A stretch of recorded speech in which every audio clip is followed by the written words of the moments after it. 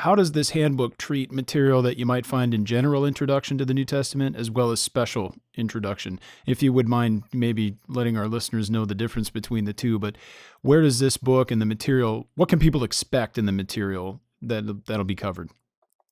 It's content. It's really, and I think that's why I like this series so much, because so in when you typically pick up a book on the Gospels, those books are talking, they spend so much time on audience, on production, on the orality, on the synoptic problem, on just a myriad. I mean, the Gospels are just, it's some of the most difficult stuff to penetrate in biblical studies, and it is mind numbing. At the end of the day, this is ironic, it's got to be ironic at some level, they don't spend much time on the Gospels Yeah. themselves. Do you see?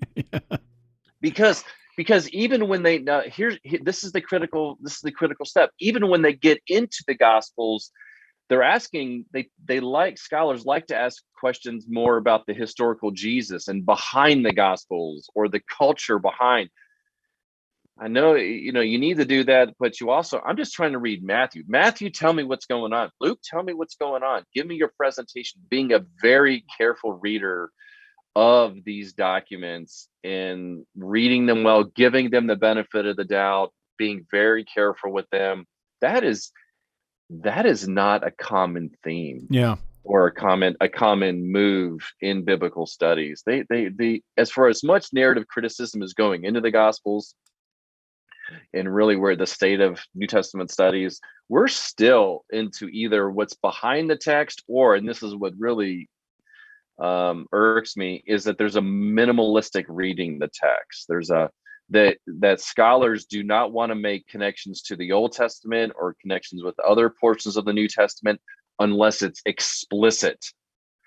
I don't read I don't read the Gospels like that. I'm making these connections all over the place, because I can start to see it in the allusions and the quotations and the patterns of things. I can see it.